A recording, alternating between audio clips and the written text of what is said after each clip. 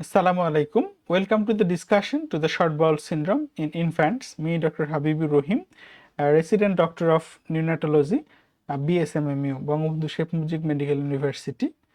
At first, come to the definition. The short bowel syndrome, it can be defined as the significant maldigestion and malabsorption requiring the prolonged parenteral nutrition when a part of the small intestine resected, then it causes the difficulty to absorb the nutritions and other minerals that causes malnutrition and other complications, and these things collectively cause the short bowel syndrome.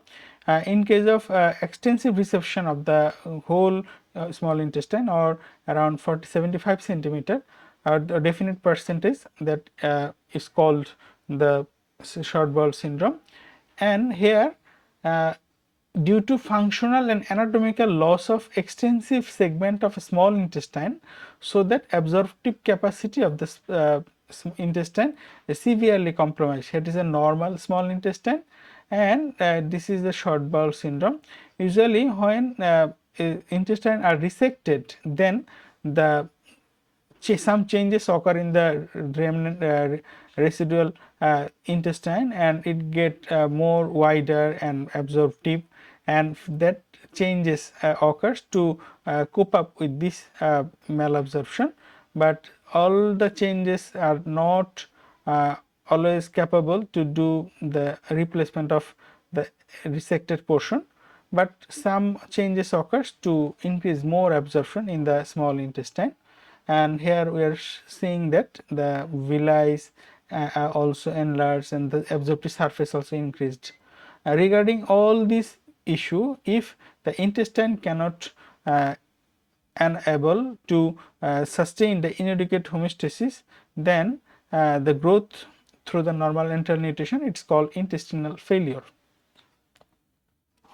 And epidemiology, the data taken from the newborn surgical cases by Dr. Prem Puri, the incidence of 0.1% in all live births and 0.5% among the intensive care unit admissions. About 80% of the short bowel syndrome cases occur in the neonatal age group. And regarding the length of the small intestine, a preterm from 27 to 29 postmenstrual age have 100 centimeter of small intestine, and a term baby aging 39 to 40 postmenstrual age weeks, they have around 157 centimeters small intestine, and an infant having 1 to 6 months of age having around 240 centimeter of a small intestine. And minimal length of a small intestine needed to survive. If a neonate or infant having 15 centimeter Jejunal into small intestine with ileocecal valve, then he may survive. And regarding 38 centimeter Jejunal portion without the ileocecal valve, here the ileocecal valve plays very important role in the regulation of intestinal transit. It acts as a barrier to delay the passage for small bowel contents and increases the absorption. So if the ileocecal valve present, then the comparatively smaller amount of small intestine can play the important role. Ileocecal valve also prevents the reflux from the cecum into the ileum. So what's the etiology? We can divide it into two parts. Some are the congenital cause and some are the postnatal cause. If the baby had gastroschisis and multiple atresia such as the jejunal atresia, ileal atresia, or duodenal atresia, or Hirschsprung disease, in these cases sometimes the gut have to be resected. And if the baby has necrotizing enterocolitis or volvulus and rarely trauma, then also the gut may be resected, and for this the short bowel syndrome may arise. Here the figure showing that the gastroschisis and the small intestine jejunal atresia, volvulus, and necrotizing enterocolitis. What are the clinical manifestations of short bowel syndrome? It causes the malabsorption that cause malnutrition, the diarrhea that may cause dehydration, steatorrhea, and fluid and electrolyte disturbance are very common in case of short bowel syndrome, and it also causes the cholecystitis. And some complications also occur from this, that the malnutrition and sepsis, that the most of the babies are needed for the total parental nutrition or partially parental nutrition, that causes the increase the risk of sepsis, and that baby undergone through malnutrition. So sepsis are common, very common in these babies, and cholecystitis also common as the baby has total parental nutrition. So inspissated bowel syndrome or inspissated bile syndrome or other complications also occurs here, and chronic liver fibrosis occurs, and sometimes death also occurs. So what is the pathophysiology of the short bowel syndrome? The nutritions, the electrolytes, fluid absorption capacity are proportional to the length of the residual of small volume, so that the more the resection, the more the worsening of the scenario. So functional impairments depends on the length of the intestine, the segment of the intact bowel, the absorptive quality to the remnant bowel, and individual variability in the adaptation. So if these factors are more worsen, then the prognosis also hinders. So we have to try to keep more intestine if possible. Here the figure showing that the functions of the small intestine, and the right side figure showing the from the mouth to anus. The figures we are most of them are familiar with it. And regarding the left figure, we are seeing that the definite portion of the GIT having definite absorptive capacity, that the duodenum and proximal jejunum that absorbs the calcium, magnesium, phosphorus, iron, folic acid. So that if we resect this portion, so we have to replace these nutritions parenterally. And regarding the proximal 100 to 200 centimeter of small intestine, that carbohydrates, protein, and water soluble vitamins are absorbed, and throughout the small intestine we know that the monoglycerides and fatty acids are absorbed here, and medium chain triglyceride directly into the portal circulations. So if we cut this portion, this crisis malabsorption of these factors will occur here, and if we cut the distal ileum, then vitamin B12 will not be absorbed, and bile acids, so that the baby may develop the anemia. And through the colon, water and electrolytes are also absorbed. So if we cut any part of the small intestine, we have to replace the nutrition parenterally.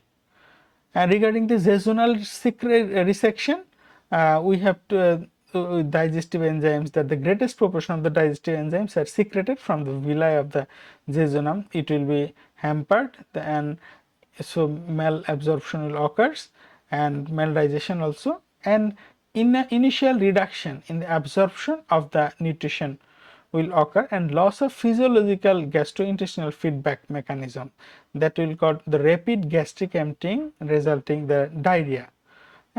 So it will make electrolyte imbalance also, and reduced secretory response to food. And if we do ileal resection, that normally most of the secretion is reabsorbed by the ileum, so less reabsorption will occur, and the site of absorption of vitamin B12 and bile salts, that results the bile salts and fat malabsorption, and resulting in the megaloblastic anemia. And feedback mechanism regarding peptides and the glucagon like peptides 1 which detect the malabsorption are altered. So to adapt the effect of short bowel syndrome, some changes occurs in the intestinal wall, the residual intestinal wall. The adaptation phase generally begins 2 to 4 days after the bowel resection and may last up to 12 to 18 months, and slows the transit time, stimulates the intestinal absorption. It's a part of adaptation, and it also causes reabsorbs water, electrolytes, and small chain fatty acids, And flora of the colon ferment carbohydrates to small chain fatty acids. Early increase of blood flow to the intestinal remnants also increase the tropic effects that causes the increase the surface area, and stimulation of the intestinal growth which enlarges the absorptive surface area.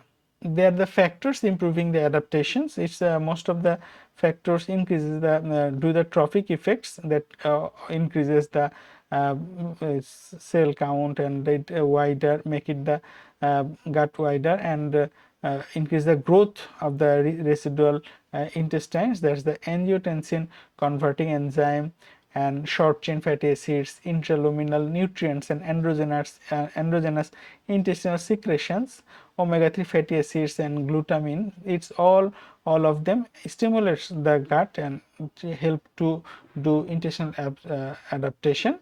And also the gastrin, enteroglucagon, glucagon like peptide 2, growth hormone, insulin like growth factor 1, and prostaglandin E2 also have important role in case of the intestinal adaptation. Regarding the management, we have 4 parameters, that is the replace the of fluid, the nutrients and electrolytes that are the scarcity of this baby due to the resection of the resection, the effect of malabsorption, and increased absorption and anti-motility agents, and sometimes to correct rehydration we have to use ORS. And regarding the adaptation of non-transplantation surgical treatment and management of complications. Now come to the nutritional management. Total parenteral nutrition should be started within the first 24 hours. Early low volume continuous feeding may reduce the duration of total parenteral nutrition, so that we should not keep the baby and nothing peroral for a longer time. We should try to start smaller amount of food and try to continuous the feed gradually, so that the gut may be stimulated and gut may start the intestinal adaptation, so that the duration of the total parenteral nutrition may be reduced. Initially low rate continuously enteral tube 5% of the daily requirements should be started and should be advanced 3 to 7 every 3 to 7 days, and that should be high fat and protein of the requirements to minimize the osmotic diarrheal complication. If we give the more carbohydrates, and it will cause the osmotic diarrhea. And supplementation of vitamins and calciums and magnesiums parenterally, and measurement and replacement of fluid loss and electrolytes is a very important factor regarding the management of a short bowel syndrome baby. Dehydration is a very important issue, and also electrolyte imbalance, and it should be kept regular follow-up, and with doing with biochemical investigations, serum creatinine, electrolytes, calcium, magnesium, and others. If remaining jejunum is shorter, chance of total parenteral nutrition is longer. So we should keep the longer bowel as if possible. Treat the bacterial overgrowth in small bowel which can cause metabolic acidosis, prevent catheter related sepsis and total parenteral nutrition related liver disease, and maximizing the enteral calories that I mentioned earlier. And we should avoid overfeeding and prevent specific nutrition deficiencies and should be monitored regularly. Regarding the surgical management, when we should go for further surgery, when the patients with life-threatening complication due to intestinal failure, that the intestine is not ready to cope up and intestinal failure occurred, and there is a chance of long total parenteral nutrition, so we should go for surgery. Or there is thrombosis of 2 or more central veins, or 2 or more episodes of catheter, central venous catheter related sepsis, and single episode of line related fungal septic shock or acute respiratory distress syndrome, and frequent episodes of severe dehydration despite of IV supplementation. So we should try for the surgical management. There is 2 surgical procedure. One is Bianchi procedure and another is serial transverse enteroplasty procedure. It's more commonly used nowadays. In Bianchi procedure, it was done that they try to preserve the maximum length and creating artificial valves and longitudinal intestinal lengthening and tailoring. That is the Bianchi procedure. Here, it's done that the wider intestine are taken and it cut in half and do anastomosis and do end-to-end anastomosis, and it increase make the length of the intestine double, but it is not doing nowadays. Usually it done when the dilated residual intestine and dysmotility and bacterial overgrowth occurs, but nowadays it is done that the serial transverse enteroplasty, the repeated applications from opposite direction in zigzag fashions. Here the requirements at least 4 centimeters of the diameter.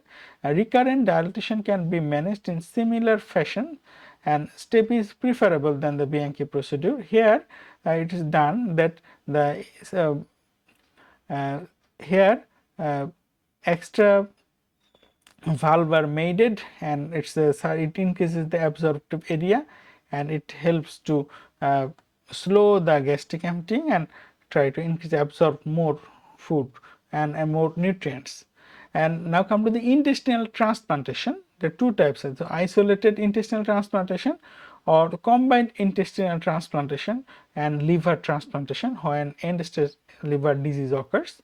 Here the complication of transplantation, there is anastomotic leakage, hepatic artery thrombosis, infection and chance of resection. So transplantations are not the common option. And here citrulline have a prognostic values, that is if it's a free amino acid in the plasma produced by the metabolism of glucagon like peptide 2 and proline in small bowel enterocytes. The plasma estimations of citrulline correlates well with the bowel length, and citrulline can be used as a predictor of the whether the weaning from the parental nutrition is possible or not. So that the cutoff point is 15 micromole per liter. So if we get the citrulline level higher, then there may be chance of shifting from the parental nutrition to the enteral nutrition, and it's a excellent predictor. And now come to the management of complications. The diarrhea and electrolyte disturbances are too much common. So electrolytes, why? So electrolytes and secreted in the jejunum and ileum, loss of these segments, net electrolyte losses. Even if serum magnesium and potassium level are maintained, check urinary electrolyte level. And regarding the gastric hypersecretion, the loss of negative feedback, so may persist up to 6 months, lead to peptic ulcer, esophagitis. So we may use the anti-ulcer consecutively. And what is the prognosis? The 80% of the babies of short bowel syndrome do finally reach a normal life with entirely oral nutrition. Within 1 year, in more than 80% of the patients, adequate intestinal adaptation occurs and they can be weaned off parental nutrition support, and survival rates are 90% up to 1 year and 70% at the 3 years of intestine only transplantations, and 70% at 1 year and 68% at 3 years of combined transplants. The rate is too high and excellent outcome in case of developed country, but in developing country like Bangladesh the rate is not so high. So thank you for your patient sharing.